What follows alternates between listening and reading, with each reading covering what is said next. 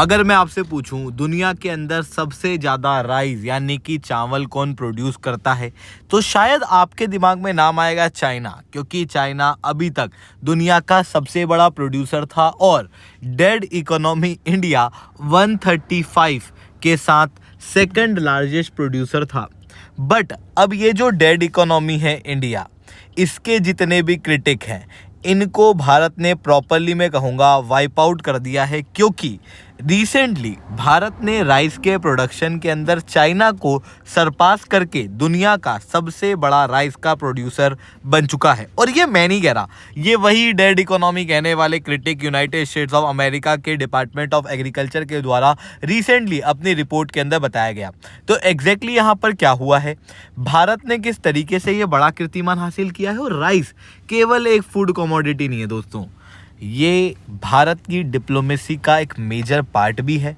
साथ में ये एक बहुत बड़ा माइलस्टोन है, क्योंकि एक समय ऐसा था जब भारत के अंदर फेमाइन काफ़ी कॉमन थे, भूखमरी काफ़ी कॉमन थी, और उस भूखमरी से, उस बेगिंग बाउल से भारत जो है वो ग्लोबल डोमिनेंस की पोजीशन पे कैसे आया, ये एक बहुत ही जानने वाली जर्नी है जिसको हम लोग यहाँ पर डिस्कस करेंगे। बट उसके पहले आप लोग मेरे साथ में SRC10 टेलीग्राम ग्रुप के ऊपर जुड़ सकते हो। मेरे क्लास की अपडेट, PPT, PDF सब कुछ आपको हमें मिल जाएगी। UPSC CSE की तैयारी करना है इंडिया के टॉप एजुकेटर से दोस्तों।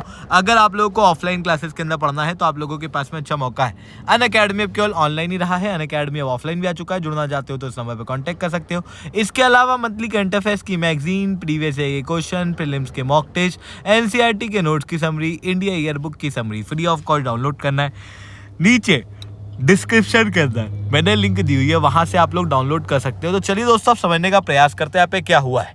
जब मैं बात करूंगा चावल की, तो बेसिकली चावल कोई ऐसी क्रॉप नहीं है जो भारत के अंदर आज से उगाई जा रही है, बल्कि एंशंट इंडिया के अंदर ही आप लोगों को देखने को मिलेगा कि राइस शुरुआत के अंदर उगाई जा रही थी। इवन हड़प्पा के अंदर भी हम लोगों ने राइस हस्क जो है वो देखे हुए हैं दुनिया के अंदर। इसी वजह से भारत सबसे पुरानी सभ्यता है जो चावल उगाता था। इसी वजह से जो 2.25 लाख वैरायटी राइस की है, उसमें से 60,000 वैरायटी इंडिया के अंदर उगती है। इतना पुराना राइस भारत के अंदर होने के बावजूद अभी तक चाइना चावल के प्रोडक्शन के अंदर दुनिया के मार्केट को डोमिनेट करता था। बट 2025 के अंदर भारत ने इस नैरेटिव को पूरी तरीके से चेंज करके रख दिया है। अब भारत राइस का सबसे बड़ा प्रोड्यूसर बन चुका है। दुनिया का 28% तक राइस अब इंडिया के अंदर प्रोड्यूस हो रहा है। चाइना जो है वो भारत के बाद सेकंड नंबर पे है। अब बात आती है कि भाई ये कहानी शुरू कैसे हुई। तो देखो, भारत के अंदर आप लोगों ने सबने देखा होगा कि एक समय पे काफ़ी भूखमरी की स्थिति थी, फेमाइन जो है वो काफ़ी ज़्यादा था। हालांकि इसके अंदर दोष इंडिया का नहीं था। बेसिकली जिस तरीके से अंग्रेज़ों ने भारत को लूटा, उसके बाद ये सारी चीज़ें होना काफ़ी लाजमी था। उस समय पे भारत के अंदर जो राइस का प्रोडक्शन था वो केवल 20 मिलियन टन तक था, जिसके अंदर हम भारत के अंदर लंबा चावल उगाते थे। ये लंबा चावल लगभग 800 किलो प्रति हेक्टेयर पे होता था। प्रोडक्टिविटी काफ़ी कम थी। इवन जब फर्टिलाइज़र और इरिगेशन का दौर आया तो उसके अंदर ये जो लंबा चावल है ना, ये प्रॉपर रूप से उग ही नहीं पाता था। इस कारण से भारत को सेमी ड्वार्फ राइस की आवश्यकता थी। और यहाँ पर काम आता है ताइवान का।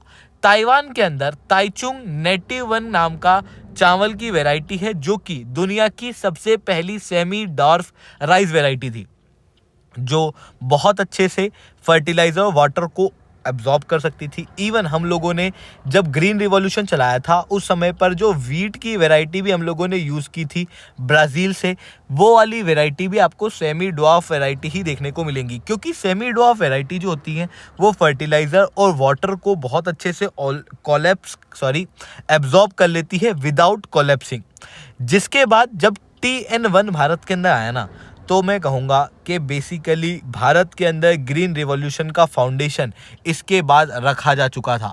1968 जब भारत के अंदर पूर्ण रूप से ग्रीन रिवॉल्यूशन शुरू होने वाला था, इस समय पर इंटरनेशनल राइस रिसर्च इंस्टीट्यूट के द्वारा IR8 राइस वैरायटी लेके आई गई थी। और ये जो IR8 वैरायटी है ना, इसको मिरेकल राइस कहा जाता है, क्योंकि इस राइस की वैरायटी के आने के जस्ट बाद पूरे विश्व के अंदर राइस की यील्ड, जहां पर भी राइस उगता है, एक्सपोनेंशियली बढ़ी थी। और उसके बाद में प्रॉपर रूप से फूड सिक्योरिटी पूरे विश्व के अंदर शुरू हुई। भारत ने भी इस IR8 नाम के राइस वैरायटी को भारत के अंदर यूज़ किया। भारत के अंदर भी उसके बाद में प्रोडक्टिविटी काफ़ी तेज़ी से बढ़ी। फिर उसके बाद में क्या हुआ कि पहले तो हम लोगों ने ताइवान से चावल की वैरायटी ली, फिर उसके बाद में हम लोगों ने इंटरनेशनल राइस वैरायटी ली। उसके बाद भारत के अंदर जब राइस का प्रोडक्शन काफ़ी बढ़ना शुरू हो गया तो भारत के अंदर भी रिसर्च एंड डेवलपमेंट होना शुरू हुई, जिसके बाद कई सारे फॉरेन ब्रीड और लोकल वैरायटी को क्रॉस ब्रीड करके भारत के अंदर अलग अलग राइस की वैरायटी जो है वो बनाई जाने लगी। जैसे T141, TN1, इन दोनों को मिला के भारत के अंदर जया इंडिजिनस ड्वार्फ वैरायटी बनी, जो कि 150 सेंटीमीटर के चावल को छोटा करके केवल 90 सेंटीमीटर के ऊपर ले आई। और ये जो 90 सेंटीमीटर का चावल था ये बहुत अच्छे से पानी को और फर्टिलाइज़र को अब्जॉर्ब करने में सक्षम था। अब ये जो राइस भारत के अंदर उसके बाद होना शुरू हुआ, उसके बाद से भारत को पीछे देखना ही नहीं पड़ा, क्योंकि जिस तरीके से भारत के अंदर फिर राइस का रिवॉल्यूशन हुआ, बहुत तेज़ी से भारत ने राइस उगाना शुरू कर लिया। भारत दुनिया का दूसरा सबसे बड़ा राइस का प्रोड्यूसर और लार्जेस्ट एक्सपोर्टर के रूप में पूरे विश्व के अंदर स्थापित हो गया। और ये जो चावल था, ये चावल केवल फूड सिक्योरिटी का पार्ट नहीं है, बल्कि ऑफिशियली भारत की डिप्लोमेसी का एक अभिन्न हिस्सा है, क्योंकि आज के समय पे लगभग 172 देशों के अंदर हम लोग राइस को एक्सपोर्ट करते हैं। राइस एक स्ट्रेटेजिक एक्सपोर्ट कमोडिटी है, जो कि 4.5 लाख करोड़ के भारत के एग्री एक्सपोर्ट में से लगभग 24% कंट्रीब्यूट करती है। यानी कि भारत हर साल 1 लाख करोड़ अर्न करता है केवल इसी चावल को एक्सपोर्ट करके। जिसमें से बासमती चावल की बात करूँ ना, तो ये इंडिया का ग्लोबल ब्रांड है। लगभग 50,000 करोड़, लगभग आधी कीमत जो है वो भारत को बासमती के चावल से मिलती है, जिसके अंदर Pusa basmati, uncooked, after cooking जो बासमती सबसे बेस्ट तरीके का उगता है, वो हम लोग लॉन्गेस्ट ग्रेन वाला भारत से पूरे विश्व के अंदर बेचते हैं। बट अभी भी कई सारे चैलेंजेस हैं। बेसिकली भारत भले ही प्रोडक्शन के अंदर आगे बढ़ चुका है, बट प्रोडक्टिविटी के अंदर अभी भी चाइना से हम लोग पीछे हैं। भारत की प्रोडक्टिविटी हालांकि पहले के मुकाबले काफ़ी ज़्यादा बढ़ी है।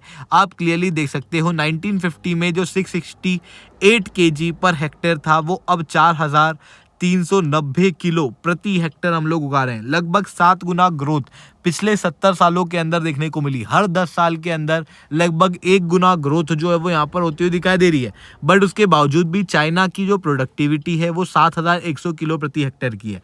साथ में भारत के अंदर जो चावल उगता है वो काफ़ी ज़्यादा वाटर इंटेंसिव है, जिसकी वजह से पानी के अंदर काफ़ी ज़्यादा इशूज़ जो हैं वो आते हैं। इवन ज़्यादा लैंड और ज़्यादा पानी की वजह से ये जो क्रॉप है, इसकी वजह से लैंड की सैलिनिटी के इशू, साथ में जो ओवरऑल इनपुट कॉस्ट है वो काफ़ी ज़्यादा बढ़ती हुई दिखाई देती है। तो ये चीज़ें देखने को मिल रही हैं। अब भारत को प्रयास ये करना है कि हमको प्रोडक्टिविटी और साथ में जो वाटर इंटेंसिवनेस है उसको कम करना होगा। आई होप ये सारी बातें आप लोगों को समझ में आई होंगी। लेक्चर अच्छा लगा हो तो लाइक करना, लेक्चर बहुत अच्छा लगा हो नीचे SRC10 कमेंट करना। UPSC CSE की तैयारी करना है, इंडिया के टॉप एजुकेटर से ऑफलाइन क्लासेस के अंदर पढ़ना है, आप लोगों के पास में अच्छा मौका है। अनअकैडमी अब केवल ऑनलाइन ही रहा है, अनअकैडमी अब ऑफलाइन भी आ चुका है। जुड़ना चाहते हो तो इस नंबर पर कॉन्टैक्ट कर सकते हो। इसके अलावा मंथली करंट अफेयर्स की मैगजीन, प्रीवियस क्वेश्चन, प्रीलिम्स के मॉक टेस्ट, NCERT के नोट्स की समरी, इंडिया ईयर बुक की summary free of cost download करना है। नीचे डिस्क्रिप्शन के अंदर मैंने लिंक दी हुई है, वहां से आप लोग डाउनलोड कर सकते हो। ठीक है दोस्तों, आज के लिए इतना ही। That's all from my side. जय हिंद, जय भारत।